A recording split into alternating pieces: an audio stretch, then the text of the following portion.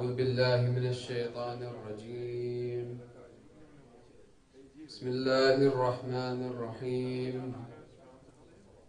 صلى الله عليك يا رسول الله، صلى الله عليك وعلى آل بيتك المظلومين، صلى الله عليك يا سيد الشهداء، صلى الله عليك يا أبا عبد الله. لعن الله الظالمين لكم من الأولين والآخرين. يا ليتنا كنا معكم سادتي فنفوز فوزا عظيما. اللهم العن أول ظالم ظلم حق محمد وآل محمد وآخر تابع له على ذلك. اللهم العن العصابة التي جاهدت الحسين وشايعت وبايعت وتابعت على قتله. اللهم العنهم جميعا. روي عن مولانا وسيدنا أبي الحسن الرضا عليه السلام أنه قال: ومن جلس مجلسا يحيى فيه أمرنا لم يمت قلبه يوم تموت القلوب. تعجيلا لفرج صاحب الأمر والزمان، ارفعوا أصواتكم بالصلاة على محمد وآل محمد.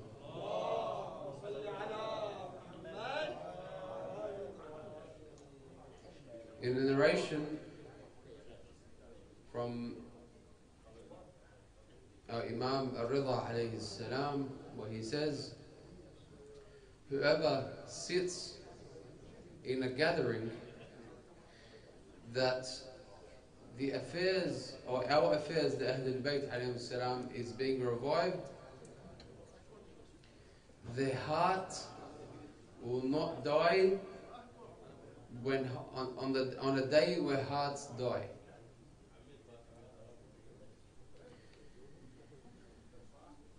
So Imam al-Rida alayhi salam is indicating something very important in saying this. And it is the importance of reviving the affairs of the Ahl al-Bayt alayhi salam. And specifically through the majalis. Today, inshallah, our discussion will be on the importance of attending these majalis that we have for Imam al-Hussein alayhi salam.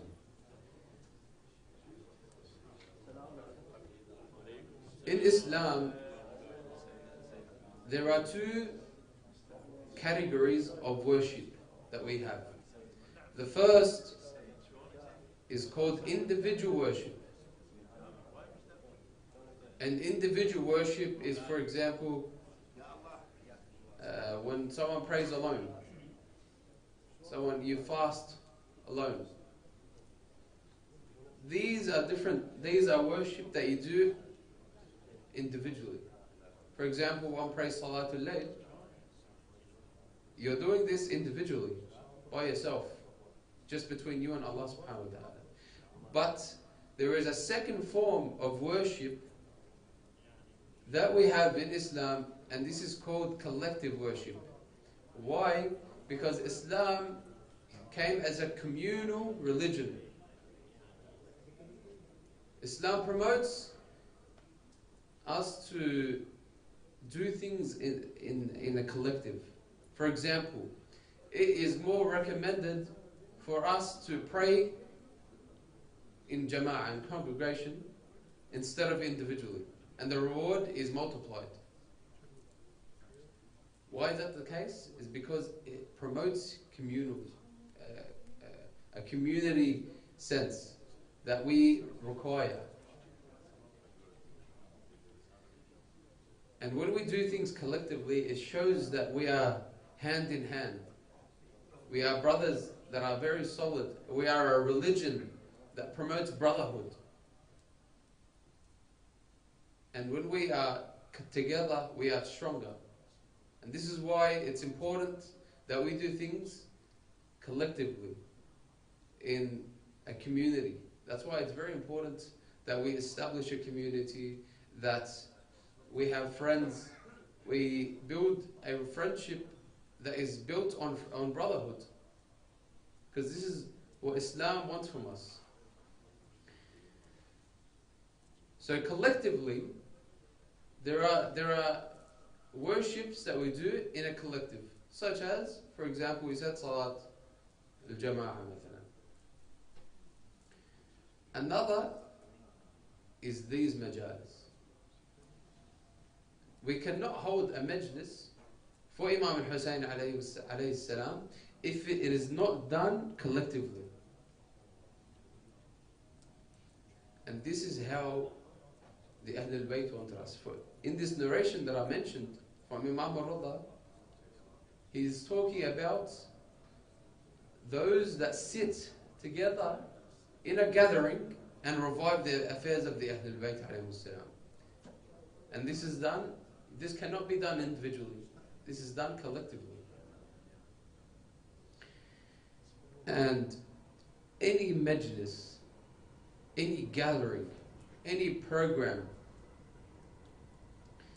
that is built on reviving the affairs of the Ahl al-Bayt, reviving the lessons that the Ahl al-Bayt have given us, all of these are lessons or are gatherings that Ahl al-Bayt have recommended us to do. And the reward is multiple.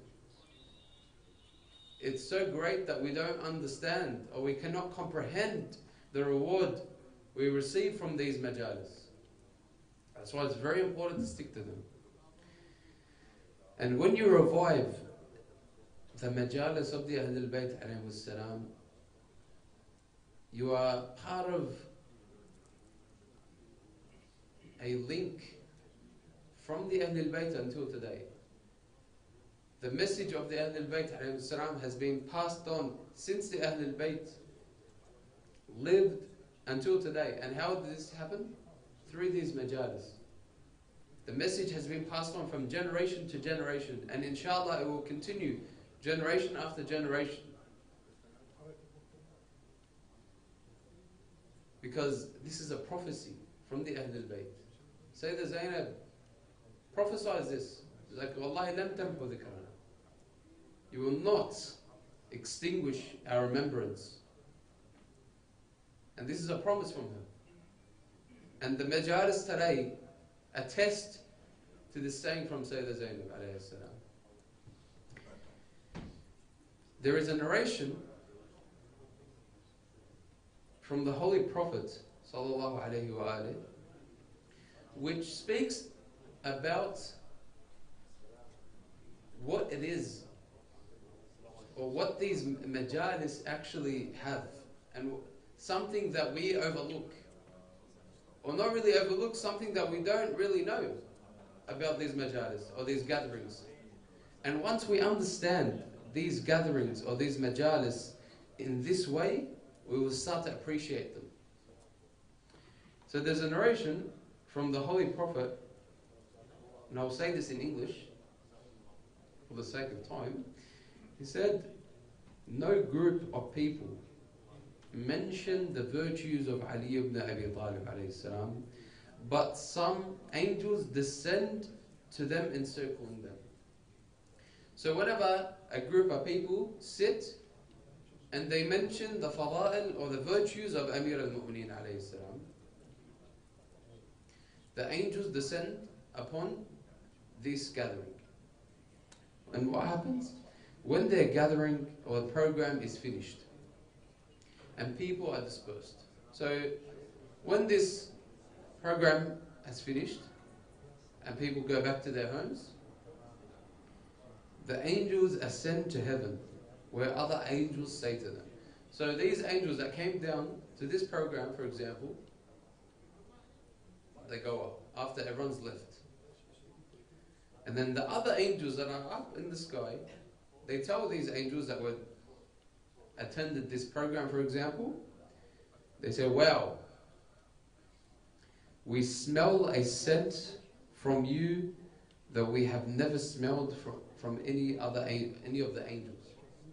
So you have this smell, this aroma on you that we've never smelt before. So the other angels are telling the angels that descended down. Imagine